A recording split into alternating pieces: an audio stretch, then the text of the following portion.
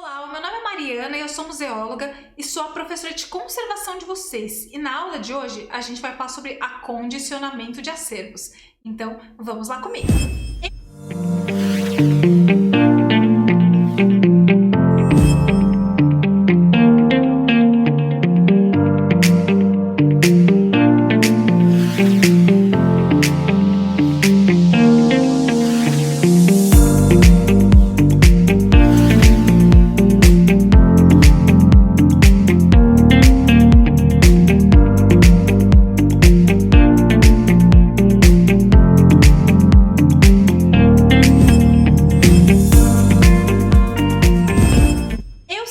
Eu sei. A gente ao longo desse curso já falou sobre várias questões que acabam tangendo, que acabam chegando pertinho ali da questão do acondicionamento de acervos.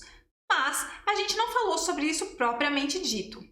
A gente falou sobre o ambiente da reserva técnica, a gente falou sobre os laboratórios que a gente deve ter para processar e cuidar do nosso acervo, fazendo a conservação preventiva, a conservação curativa, ou mesmo restauro. A gente falou também sobre a importância da conservação preventiva para o nosso acervo. E quando a gente falou sobre conservação preventiva, a gente falou que os acervos devem ser higienizados, que a gente deve pensar neles com muito cuidado para fazer com que eles durem o máximo possível, considerando a proteção da luminosidade, da temperatura, da umidade. E é claro que eu sempre falava que para isso os objetos eles devem estar armazenados, ou seja, acondicionados em embalagens específicas.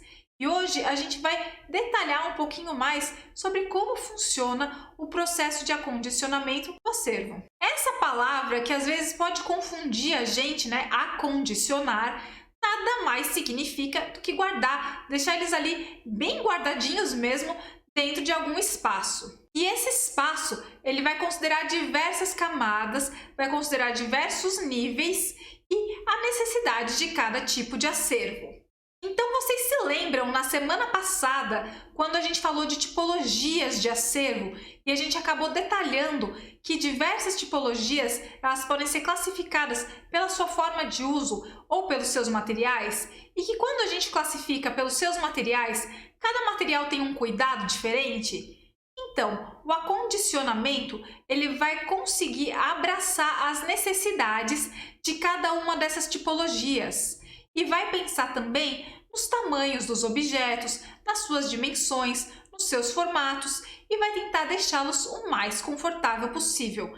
Afinal de contas, eu estou falando desde o começo do curso que a ideia de conservação preventiva é exatamente essa, a gente conseguir deixar os nossos acervos o mais bem guardados e o mais felizes possível. E como a gente vai guardar esses nossos acervos? Como a gente vai acondicionar cada tipo de objeto? Bom, isso vai depender, que nem eu falei, das características deles. Então, a primeira coisa que a gente tem que pensar e que a gente já falou várias vezes é sobre o local onde a gente vai deixar esses acervos, a nossa reserva técnica. E essa, então, seria a parte mais externa da nossa cadeia de proteção do objeto. Por que a mais externa? Porque ela vai envolver todos os nossos outros níveis de proteção. Ela que vai considerar as condições de clima, de temperatura e de umidade e que vai deixá-las agradáveis para os nossos mais diversos tipos de acervo. E é nesses espaços que a gente vai ter armários deslizantes, mapotecas, arquivos e que a gente vai conseguir acondicionar os nossos acervos, que a gente vai conseguir guardá-los dependendo das suas necessidades. Essas mapotecas, esses arquivos, essas prateleiras, elas vão ser usadas dentro dos ambientes da reserva técnica, dependendo da condição de cada objeto. Se a gente tem um objeto que é de uma grande dimensão, a gente não vai conseguir colocá-lo de uma forma confortável em cima de uma prateleira, que vai ter ali uns 20 ou 30 centímetros de largura. A gente vai precisar colocá-lo em uma mapoteca. E o próprio nome já diz, mapoteca, é um espaço para guardar mapas. Por quê? Porque os mapas eles costumam ter tamanhos enormes, eles são feitos em grande escala. E não só os mapas, mas as plantas, as obras de arte, tudo isso é pensado em dimensões grandes e deve ser armazenado, acondicionado da forma mais confortável para eles. e com certeza não vai ser em uma pequena prateleira. Então, o que é feito normalmente? Esses materiais de grandes dimensões, e podem ser também telas ou mesmo tapetes, eles vão ficar dentro de mapotecas ou de gavetas que se aproximam muito com aquelas de mapotecas. Isso evita que haja dobras, que haja algum tipo de rachadura, que crie orelhas nesses materiais que são normalmente frágeis, porque eles são de papel, eles são de tecido, eles são orgânicos, eles são frágeis. Normalmente também eles são deixados na posição horizontal, justamente porque eles são grandes demais.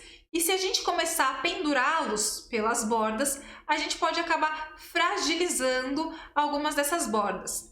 Mas nem todos os materiais são acondicionados dessa forma.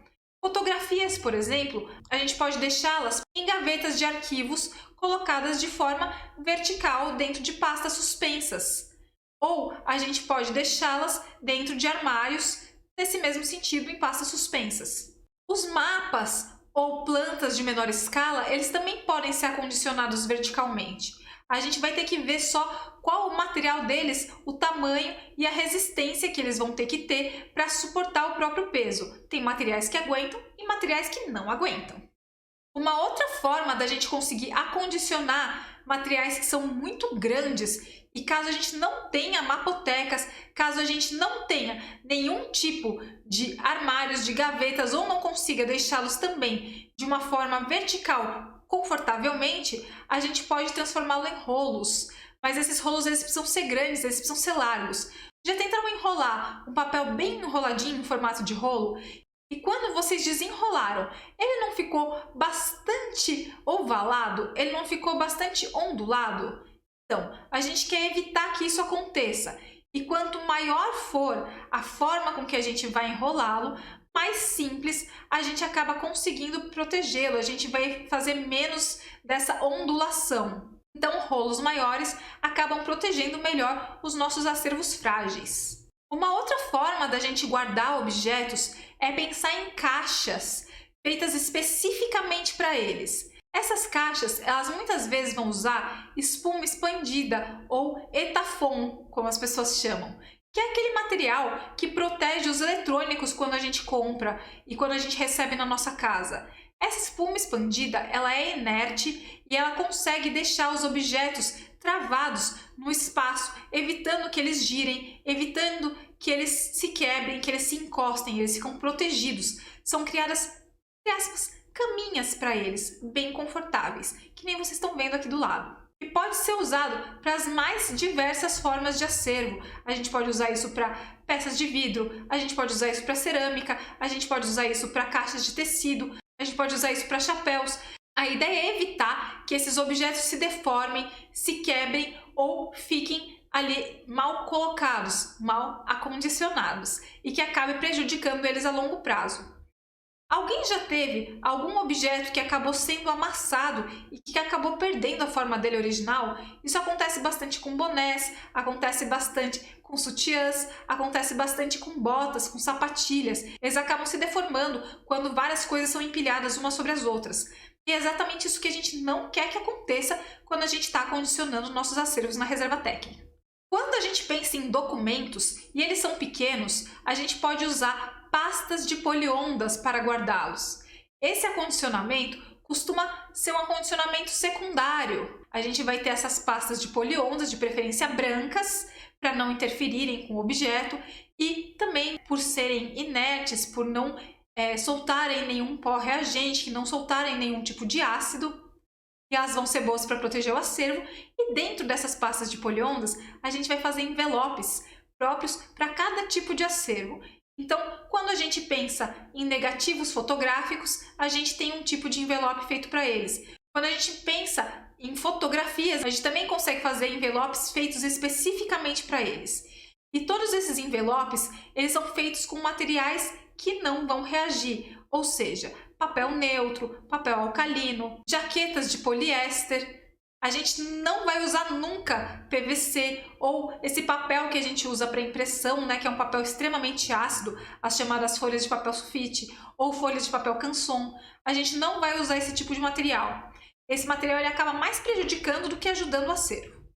A gente vai usar, sim, papéis especiais feitos para isso com qualidade arquivísticas, que são muito mais caros, mas necessários para o nosso cuidado de acervo. Já deu para perceber, então, que quando a gente fala de acondicionamento de acervo, a gente não está falando de uma coisa só, a gente está falando de várias camadas de proteção. Então, vamos me acompanhar, a gente vai ver quais são elas. O acondicionamento primário, ou seja, aquele que vem primeiro e aquele que fica mais perto do nosso objeto, vai ser, por exemplo, os envelopes, as jaquetas de poliéster ou os materiais que são entrecobertos com folhas de TNT ou com folhas de papel neutro. Ou seja, aquilo que está bem próximo do nosso acervo. E nem eu falei, se a gente estiver falando de um documento, vão ser os envelopes para ele. Se a gente estiver falando de fotografia, vão ser os envelopes confeccionados para isso. Se a gente estiver falando de livros, são as caixas feitas para guardar bem esses livros. E a gente tem algumas formas comuns de fazer essas caixas, como o envelope em cruz. O acondicionamento secundário vai ser o que vai guardar isso, que pode ser, por exemplo, as nossas pastas de poliondas. Então, imaginando ali a situação da fotografia, a gente tem essa fotografia dentro de um envelope e esse envelope está inserido, está dentro de uma pasta de poliondas com outras fotografias que também estão dentro dos envelopes. É claro que a gente vai tomar cuidado para não deixar uma quantidade muito grande de fotografias empilhadas umas sobre as outras, porque a gente sabe que isso também pode amassar e prejudicar o acervo. Às vezes, em uma mesma pasta, a gente consegue deixar umas 10 ou 15 fotografias sem ter grandes problemas. Às vezes até um pouquinho mais. Mas sempre tomando cuidado com a nossa dosagem. Além dessas pastas, o que mais a gente vai ter? A gente vai ter os nossos arquivos, os nossos armários deslizantes ou as nossas prateleiras. Então, a gente tem o acondicionamento primário, o envelope, acondicionamento secundário, as pastas, acondicionamento terciário, o mobiliário. E a gente pode pensar na nossa reserva técnica como um acondicionamento quaternário. Ou seja, a gente vai ter essas diversas camadas que vão estar protegendo o nosso acervo para deixá-lo o mais confortável possível. E tudo isso é acondicionamento também. E eu sei, vocês já estão cansados de aula teórica, não é mesmo? E como nessa aula a gente falou bastante sobre acondicionamento de acervos e a gente falou sobre especificamente fotografia, eu vou ensinar para vocês dois dos principais envelopes que a gente utiliza para acondicionamento de fotos e de negativos, que é o chamado envelope em cruz e o envelope talonário.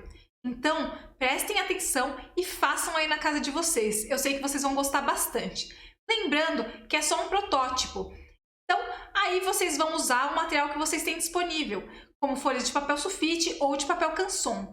Mas quando vocês forem fazer isso de verdade, com as fotos de vocês ou em instituições culturais, vocês precisam, sim, utilizar papel neutro.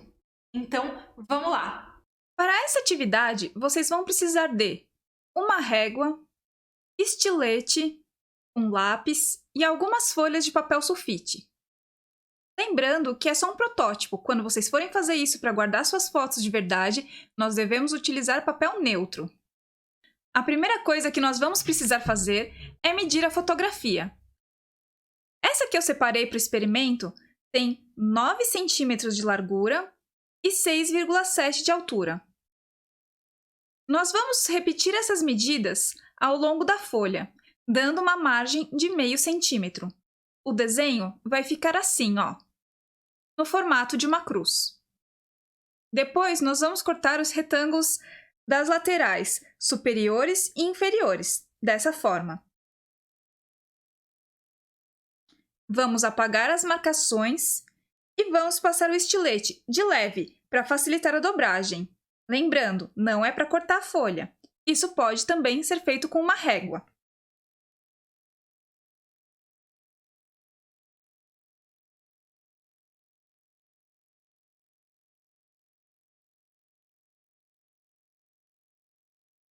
Agora, vou marcar aqui o número de identificação do acervo, na parte de fora, como seria feito em um museu. MDQ 0002. Temos aqui o nosso envelope em cruz. Nós vamos medir o nosso negativo. No meu caso, o negativo tinha 15 centímetros por 3,5.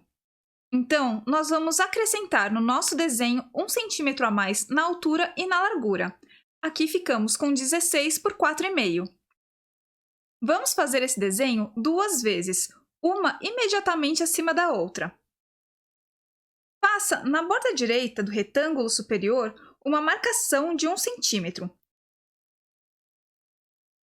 Faça o mesmo na parte de cima, até a metade do retângulo. Na outra metade, faça uma janela de 1 centímetro, dessa forma. Marque, então, uma linha diagonal nas bordas da direita e faça os cortes com estilete. Faça as marcações da dobra com estilete de leve ou uma régua, igual fizemos no outro envelope. Apague as linhas de lápis e faça as dobras como eu.